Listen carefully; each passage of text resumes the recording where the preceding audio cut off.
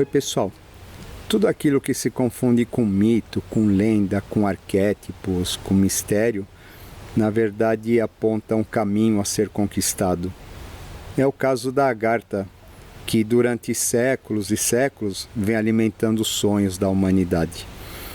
A respeito desse tema, então, nós fizemos mais este vídeo, dessa vez relacionando os mundos interiores da Terra com os mundos interiores do homem, dando uma rápida explicação a respeito do que seria o significado de tudo isso. E lembrando sempre que aquele que estiver interessado em autoconhecimento a partir da astrologia kármica encontrará meus dados no final deste vídeo. Então vamos lá.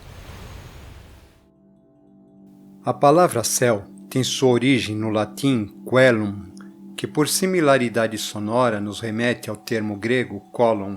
Este, por sua vez, tem um significado de caverna e também de nutrição. Um pequenino ovo que abriga todas as esperanças de uma nova existência e ao mesmo tempo guarda em si todas as experiências elaboradas através de dias e noites sem fim, perdidos nas névoas dos tempos remotos da história evolutiva, repousa no seu sono sem sonhos, e a eternidade ainda não manifestada que ele representa dormita acalantada em meio ao espaço sem limites que se reflete no grande receptáculo, divino como um santuário que o acolhe e envolve. Num determinado momento, a semente do pai, ao fecundar o ovo, faz com que este irradie um primeiro pulsar da vida, e um ponto de luz assinala esse despertar, que se reflete no espaço que o envolve, agora convertido em cálidas águas protetoras e supridoras, capazes de conciliar a vontade dos céus com os desígnios da terra.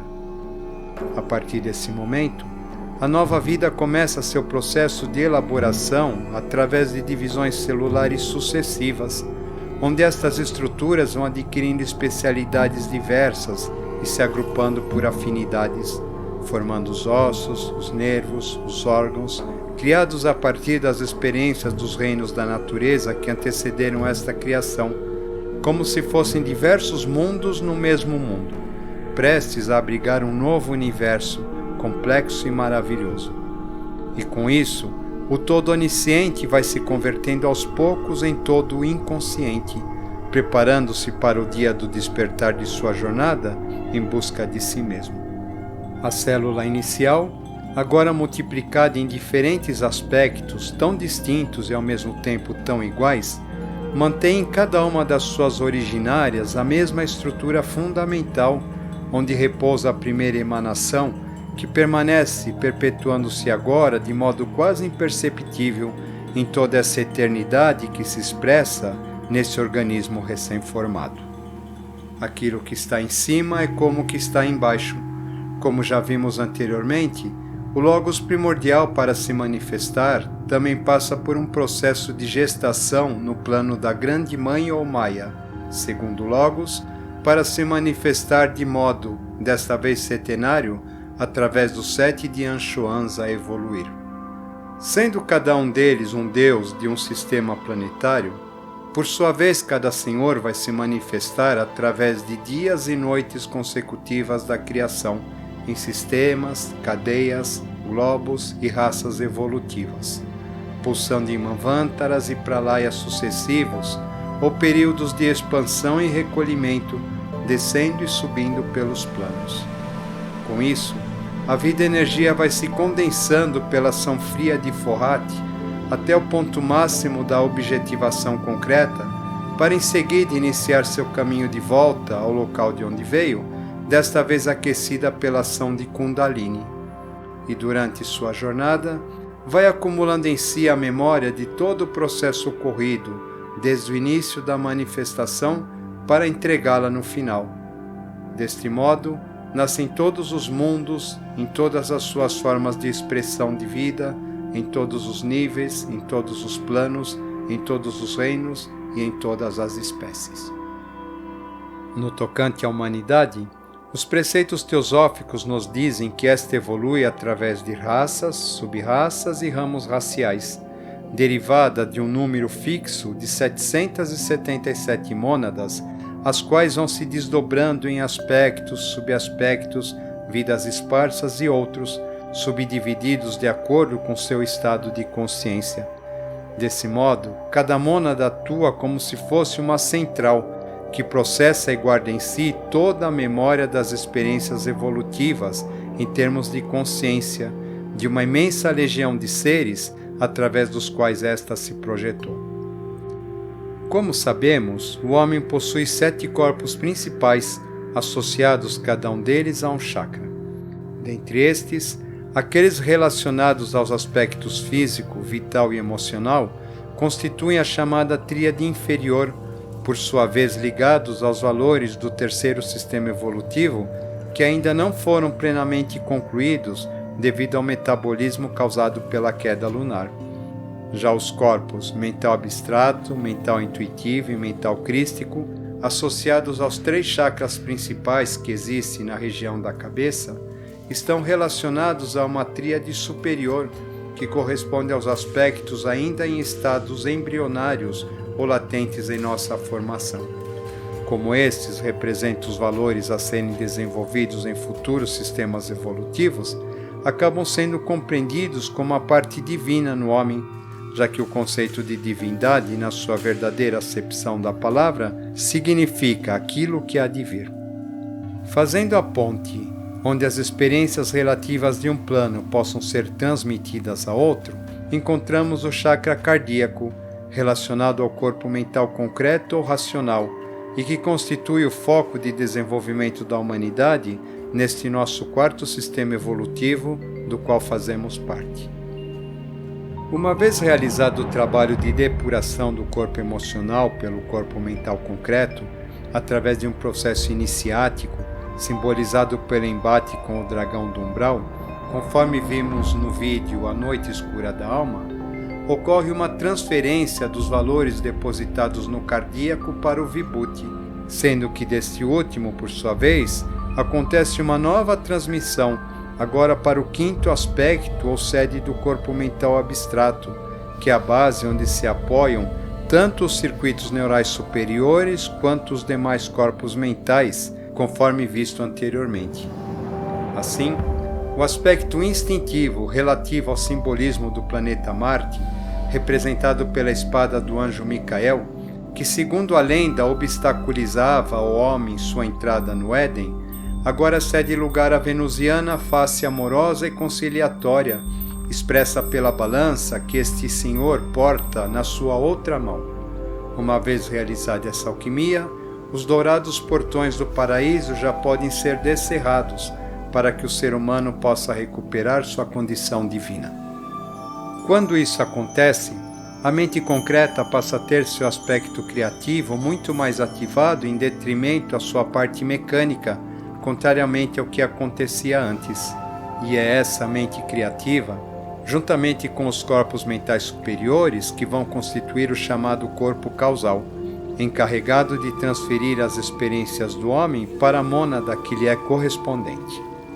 Voltando ao nosso tema central, como vimos em outro vídeo, com a queda dos anjos e a explosão do universo onde deveria evoluir o 5º sistema de evolução, houve a necessidade de que os futuros sistemas planetários, bem como as consciências que estes abrigavam, acabassem por ser acolhidas nos chamados mundos interiores, dando origem aos mesmos. Por estarem estes associados àquilo que chamamos divindade, estariam estes interiorizados em nosso planeta em correlação aos 3 aspectos do Logos, subdivididos em diferentes mundos: mundo dos Badagas, mundo de Duati, a Agartha propriamente dita e Shambhala. O mundo de Badagas, como o mais denso de todos, estaria associado à mente criativa do aspecto mental concreto. Tradicionalmente, é relacionado aos portais de entrada para os mundos interiores, através das chamadas embocaduras. Representa o estágio em que a mente se abre para novas possibilidades de visões de mundo, a partir do conhecimento verdadeiro. Por isso é descrito como sendo uma região de imensas bibliotecas subterrâneas, onde está depositado tudo aquilo que a humanidade produziu em termos de sabedoria durante toda a sua evolução. Se o mundo de Badagas é um universo de cavernas, o mundo de Duat é o plano das águas, que é a tônica do aspecto rajásico. Na mitologia egípcia, Duat é o submundo que compreenderia uma vasta área sob a terra, ligado às águas do abismo primordial. Seria também o lugar onde as almas esperam pelo julgamento. Relacionado ao plano mental abstrato, representa o estágio intermediário que faz a interligação entre a intuição e a criação objetivada. Nesta região estariam situadas 7 cidades míticas, cada uma delas ligadas à conquista de etapas sucessivas de consciência, partindo do plano mais denso para o mais sutil, ou seja, transportando as experiências associadas ao mundo de Badagas e as depositando na Agartha propriamente dita. Seriam esses estágios: saber, beleza, bondade, pureza, riqueza, ventura e sublimação. Tais cidades encontrariam reflexos na superfície terrena a partir de postos ou embocaduras que, por sua vez, teriam a função de ativar o desenvolvimento da humanidade.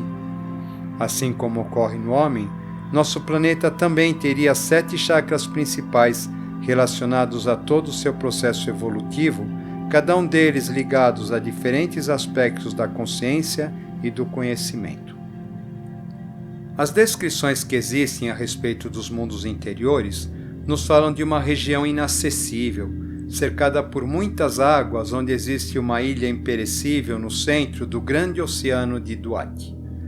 Um local onde os ideais mais elevados da humanidade seriam uma realidade viva, um mundo destinado aos homens merecedores, puros e inocentes, que ali viveriam em perfeita comunhão com a natureza e os regentes divinos da terra, e por isso desconheceriam os sofrimentos causados pela morte, a enfermidade e a ignorância. Essa ausência de conflito relacionado ao desenvolvimento de nosso plano mental intuitivo nos transporta para uma região idílica, onde repousam as consciências que darão suporte ao 6º sistema evolutivo, ao qual denominamos Agartha, e para melhor compreendê-la, se faz necessário voltar ao início de nossa formação planetária para rever alguns conceitos.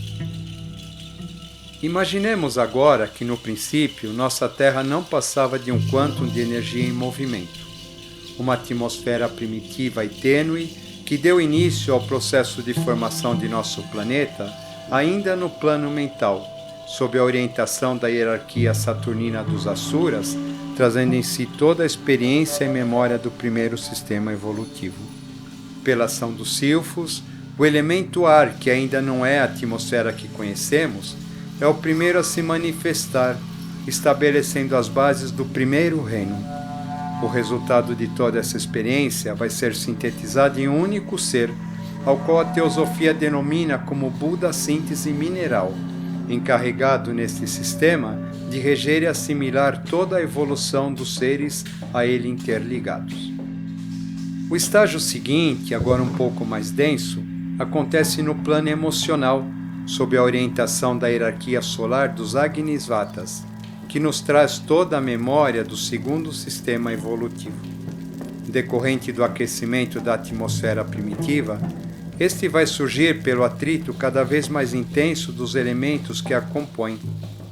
Ativado pela ação das salamandras, manifesta-se o elemento fogo, que estabelece as bases para a manifestação do 2º reino. O resultado de toda essa experiência vai ser sintetizado em um único ser, denominado como Buda vegetal, encarregado nesse sistema de reger e assimilar toda a evolução dos seres a ele interligados.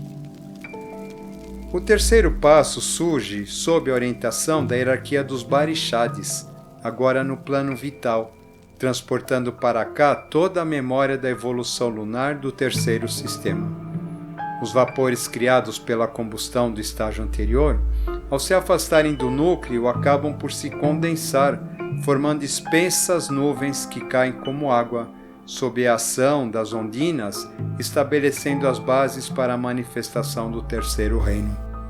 O resultado dessa experiência vai ser plasmado em um único ser, designado como Buda animal, encarregado neste sistema de reger e assimilar toda a evolução dos seres que lhe correspondem. Sob o efeito da água, a Terra esfria e, através da ação dos gnomos, surgem as bases físicas para que haja condições ao desenvolvimento da hierarquia jiva ou humana, cuja experiência está sendo sintetizada nesse momento evolutivo em um ser denominado Buda Hominal.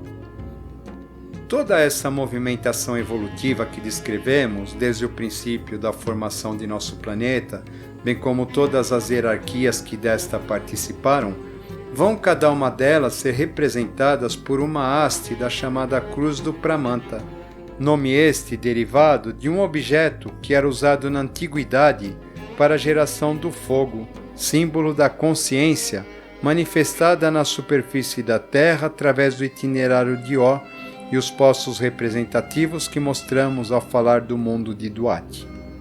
Como síntese de toda a evolução percorrida até aqui, esta cruz simbólica constitui a essência da própria Agartha, uma vez que nela se assentam, além das hierarquias criadoras e seus regentes, os dirigentes das chamadas linhas do Pramanta, Hilarião, Serapis, Moria, Kuthumi e Saint-Germain, como orientadores de toda a evolução humana, bem como todas as 777 mônadas que evoluem na humanidade. Tudo isso dando suporte às consciências planetárias através de um ser denominado Melquisedeque, o Rei do Mundo, como objetivação ou semente do próprio Eterno em planos mais densos. Este monarca universal seria o polo irradiador da consciência planetária que se reflete em todos os avataras, maiores e menores, como condutores de toda a evolução humana, e viveria na mítica cidade de Shambhala, rodeado por toda a sua corte divina, zelando e orando pelos destinos da Terra. Dentro dessa concepção, compreendemos que os mundos interiores representam e registram tudo aquilo que foi, tudo aquilo que é e tudo aquilo a ser alcançado em termos evolutivos nesta atual experiência, a qual chamamos evolução do quarto sistema. Fazendo uma analogia ao ser humano, podemos também ver os mundos subterrâneos como partes ou aspectos do corpo causal da Terra, onde estão recolhidos todos os valores a serem transferidos aos sistemas posteriores ao nosso. Assim como está em cima, também está embaixo, tanto no macro como no microcosmos. A Terra, deste modo, pode ser comparada a uma única célula, onde a membrana corresponde ao mundo de Badagas e o citoplasma ao mundo de Duat, onde estão as cidades sagradas que são dínamos de energia, assim como acontece com as mitocôndrias. Ao núcleo, comparado à Agartha, estaria associado tanto a sede do nosso DNA humano quanto planetário, através dos cromossomos ou buda-sínteses que carregam toda a nossa ancestralidade e nossa herança mais primordial para nos impulsionar rumo ao divino. Aquilo que se concebe como Agartha vai muito além da existência de cidades subterrâneas, ocultas na Terra, passando a ter um significado e importância muito mais transcendental do que a humanidade está apta a compreender. Um tesouro muito mais valioso do que se imagina, dentro e fora do homem e em tudo que se manifesta como vida e consciência. Só há duas maneiras de viver a vida. A primeira é vivê-la como se milagres não existissem. A segunda é vivê-la como se tudo fosse um milagre. E a Agartha é a celebração deste milagre.